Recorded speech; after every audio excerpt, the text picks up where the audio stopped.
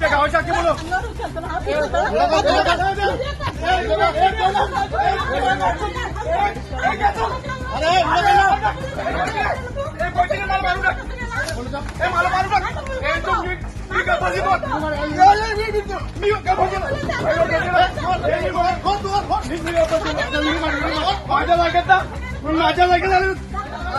डोकं फोटो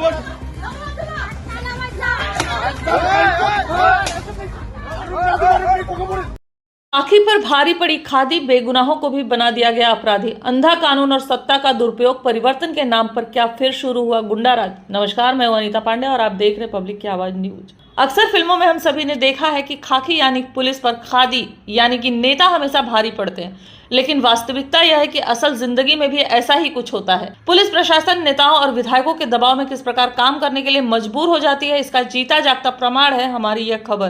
पूरा मामला क्या कुछ है, आइए जानते हैं। 21 नवंबर 2025 को नालासोपारा पश्चिम पुलिस स्टेशन में एक महिला द्वारा कुछ लोगों पर मारपीट, उसकी जमीन पर जबरन कब्जा करने और उस महिला का विनय भंग करने का मामला दर्ज कराया गया। चूँकि आरोप महिला के विनय भंग का था, ऐसे में पुलिस ने बिना किसी जाँच पड़ताल के ही स्वप्निल वैती, राकेश तामोरे, विक्रम मांगेला, विशाल मांगेला, करण निजाई, प्रशांत मांगेला, चिराग धन तथा ओमकार पाटिल सहित 8 लोगों पर बीएनएस की धारा 333, 74, 178, 118 1, 333, 74, 118 1, 115 2, 189 1, 189 2, 191 2, 351 2, 351 3, 352, 57, 324 4 के तहत ट्रेस पासिंग, महिला का विनय भंग जैसे कुल 12 धाराएं लगाई। अब यहाँ पर सवाल यह उठता है कि इस पूरे विषय को जैसा दिखाने की कोशिश की गई, क्या ऐसा ही कुछ सच में हुआ है या फिर किसी सोची समझी साजिश के तहत कुछ लोगों को फंसाने की कोशिश की गई, जो काफी हद तक कामयाब भी रही।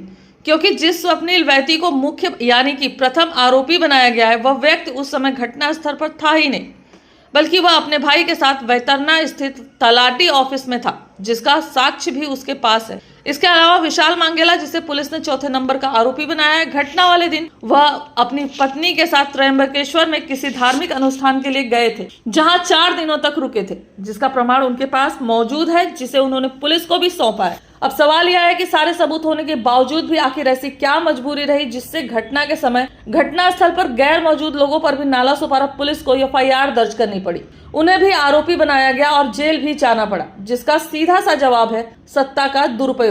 दोनों विधायकों के पावर के आगे पुलिस प्रशासन को भी घुटने टेकने पड़े। जिन बेकसूर लोगों को आरोपी बनाया गया, उनका साफ तौर पर यह कहना है कि उनके साथ जो कुछ भी हुआ है वह कहीं न कहीं राजनीतिक दबाव और षड्यंत्र के कारण ही हुआ है, क्योंकि जिस महिला ने उनके खिलाफ मामला दर्ज कराया, उसका संबंध बीजेपी के पदाधिकारी मनोज पाटिल से, जिसके चलते बीजेपी के दोनों विधायक स्नेहा दुबे एवं राजन नाइक खुद नालासोपारा पश्चिम पुलिस स्टेशन में काफी देर तक मौजूद रहे। बात करें पूरे प्रकरण के पीछे की वजह की, तो करण निजाई, विक्रम मांगेला मछली बेचने का व्यवसाय करते हैं, साथ ही साथ बाउंड्री कॉन्ट्रैक्ट का भी उनका अपना काम। बीते 20 नवंबर को करमाला स्थित सर्वे नंबर 9 हिस्सा नंबर 14 पर ओमकार पाटिल की जगह पर उनके लोग बाउंड्री का काम करने गए थे। उसी दौरान एक महिला वहां आती है और उन्हें उनका काम करने से रोकने की कोशिश करती है। इतना ही नहीं, जिस महिला ने आरोप लगाया है कि उसके साथ मारपीट की गई, वीडियो में साफ देखा जा सकता है कि वही महिला किस प्रकार से वहां काम करने गए व्यक्ति का कॉलर पकड़कर धमकी दे रही है। उसके साथ का व्यक्ति किस तरह से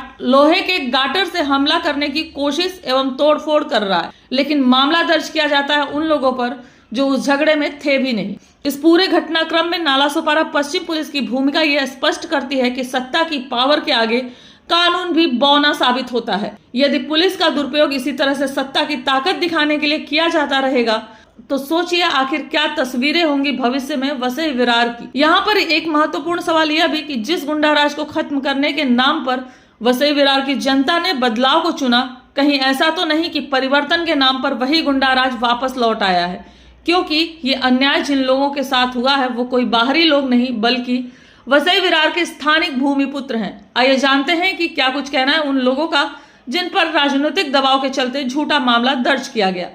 ज्या वेळेस हे प्रकरण झालं त्यावेळेस तर मॅडम मी इथे नव्हतो, मी होतो माझ्या मामाकडे वैतरणाला। पण काय म्हणून माझ्यावरती गुन्हा दाखल झाला, काय म्हणून विनय भंगाची जी कोण बाई आहे तिला मी आयुष्यात कधी बघितली नाही, तिने माझ्यावरती असा खोटा आरोप लावला। आणि जेव्हा ज्या घटनास्थळी म्हणजे आगाशीवरनं मला फोन आला दुसऱ्या दिवशी की स्वप्नील महादेवती तुम्हाला यावं लागेल पोलीस स्टेशनला. बरं का, काय कारण काय? नाही बोलतो तुम्हाला ती क्रॉस करायचं. माझं लेनदेन काय क्रॉस करायचं? नाही बोलतो तुम्ही या. मला या लोकांनी नालासोपारा पोलीस स्टेशन नेलं. पोलीस स्टेशन नेल्यानंतर मला विचारलं काय तुझं काय? मी तिथे नव्हतोच. बरं मला काय माहिती नाही काय झालं ते. नाही तुम्ही हे पेपरवरती साईन करा, हे करा. आणि मी अनपढ माणूस आहे, मी जास्त शिकलो नाही, मी 6वी शाळा सोडलेला माणूस आहे. आपल्याला काय एवढं हे कळत नाही. तरी पण ह्या लोकांनी माझ्यावरती FIR दाखल केली. मी त्यांना सांगितलंच होतं साहेब मी नव्हतो, माझ्याकडे प्रूफ पण आहे, तलाठी मॅडम पण आहेत, मी तिथे होतो, माझ्या मोबाईलमध्ये व्हिडिओ पण आहेत तिकडचे, मामाच्या जमिनीचे मी व्हिडिओ काढले, तिकडचे व्हिडिओज होत आहेत. त्या लोकांनी काही माझं ऐकलं नाही. माझ्यावरती काहीतरी साधारण 5:30च्या दरम्यान या लोकांनी गुन्हा दाखल केला. 1 वाजता गाडीत बसवलं, कोर्टामध्ये नेलं, कोर्टामध्ये हजर केलं आणि आम्हाला 5 दिवसाची पोलीस कस्टडी झाली. 5 दिवसाची पोलीस कस्टडी झाली, त्याच्यानंतर 2 दिवसाची जेल पण भोगावं लागली. काही कारण नसणार मॅडम.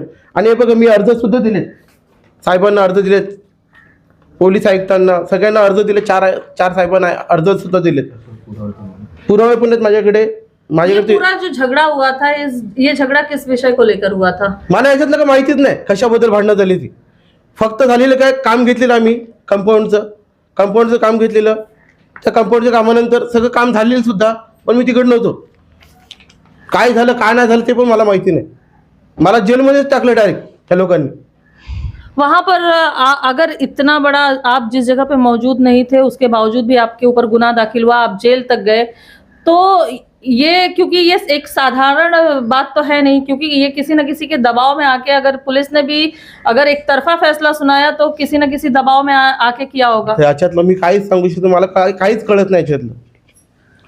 आप क्या कहना चाहेंगे? आप भी थे, आपका भी नाम आया है आरोपी में, तो ये पूरा प्रकरण में आपकी भी कोई भागीदारी नहीं है? फिर भी इस तरीके का, जिस तरीके से पुलिस ने एक तरफा फैसला सुनाया है या एक तरफा सुन के उन्होंने जो भी गुनाह दाखिल किए, क्या कहना चाहेंगे आप? इस FIR में मेरा 4थे नंबर पे नाम है, जबकि मेरा इस FIR से कुछ लेना देना नहीं, इस घटनाक्रम से कुछ लेना देना नहीं है. मैं तो अभी भी चैलेंज करता हूँ पुलिस वालों को या किसी को भी कि मेरा CDR निकालो, कॉल का जो मेरा लोकेशन है मोबाइल का, वो अगर 6 महीने के अंदर भी मेरा उधर किधर दिखेगा तो आप मेरे को जेल में डालो.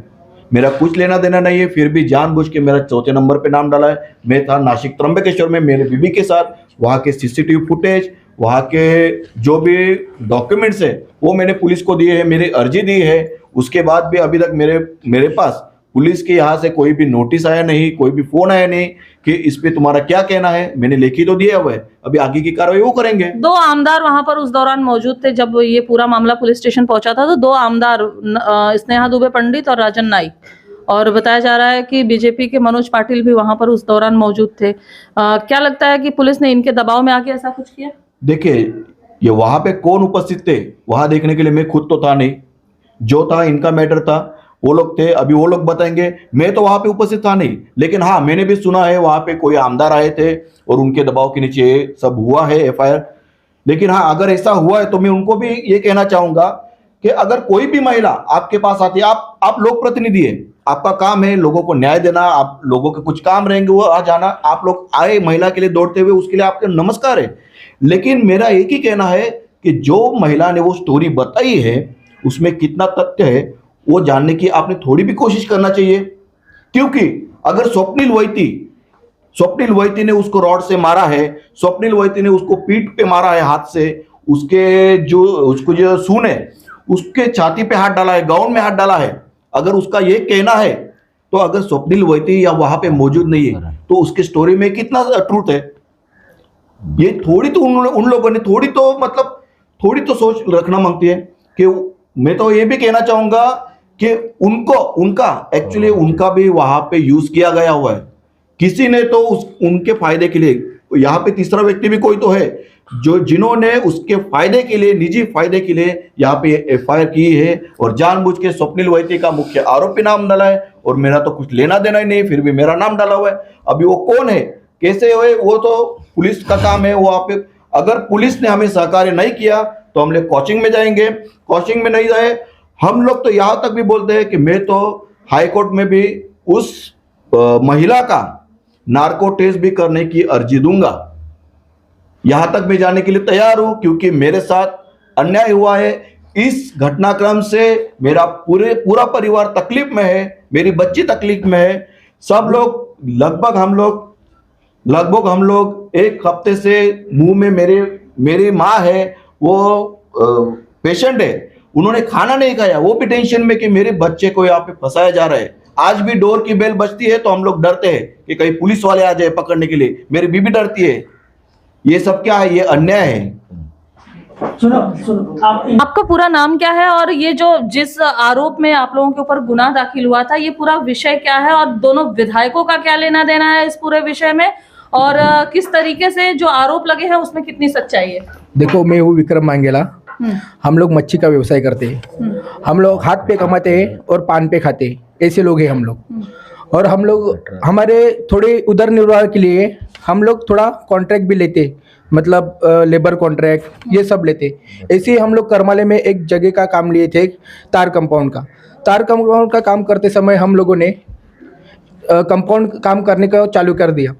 चालू काम करते समय उधर के कोई इसम आते थे ऐसे खुन्नस नज़र से देख के कुछ बड़बड़ना, ऐसे जाते थे। हम लोग ने हमारे जगह के मालिक को बताया, क्या इधर लोग आते कुछ अलग नज़रे से देखते तो इसमें क्या है, कुछ है लफड़ा, तो हम लोग ये काम छोड़ देते।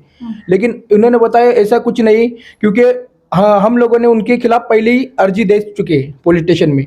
और उनको अर्जी देने के बाद, चिन्मय पाटिल शायद उनका नाम है, उनके खिलाफ अर्जी देने के बाद भी 2 बार उन्होंने, एक बार अर्जी दी तब उन्होंने बुलाया पुलिस स्टेशन में बुलाया तो गए नहीं, कुछ वापस उनके नाम से अर्जी दी, वापस हो गया नहीं। तो हम लोग को समझ में आया कि इनके पास कुछ पेपर ही नहीं है, कुछ है ही नहीं इनका, इसलिए पुलिस स्टेशन नहीं गए। तो हम लोगों ने काम चालू ही रखा। काम चालू करते समय मैं बराबर 5:15 बजे कुछ सामान लाने गया था हार्डवेयर में मैं और मेरा भाई गया था। तो करमाले की तरफ, उमराले की तरफ से करमाले की तरफ आते समय एसीपी ऑफिस की इधर मुझे फ़ोन आया, करण निजाई का फ़ोन आया। बोलते इधर ये लोग झगड़ा कर रहे हैं, हम लोग को मार रहे, तो आप जल्दी आ जाओ। तो मैंने उधर से ही 112 को कॉल लगाया, क्या हम लोग, मैं करमाले से बात कर रहा हूँ, इधर पाटिल आली के पीछे, ओला शोरूम के पीछे से झगड़ा हो गया है, हम लोग को मारने को पूरे गांव वाले आ गए इधर। तो हम लोग को प्लीज़ आपकी हेल्प की ज़रूरत है, तो आप हमारी सहायता कीजिए। तो वहाँ पे 112 पुलिस आ गए, फिर घटनाक्रम पे पुलिस आ गए। उसके बाद हम लोग पुलिस स्टेशन गए। पुलिस स्टेशन जाने के बाद मनोज पाटिल ने मुझे जैसे देखा, बोलते यही लोग है क्या, वो ये तो गुंडे है बोलते। तो मैंने बोला, तू मुझसे गुंडा बोलेगा क्या? मुझे ऐसा गुंडा किसी के बताने जाने पे नहीं होता, आप घटनाक्रम को जानो, आप उधर थे क्या? वो कौन सी भी बात मेरी सुना नहीं, तुझे तो मैं ट्रेस पासिंग का गुनाह दाखिल करूँगा तेरे ऊपर। तो ऐसी सब बातें हो गई।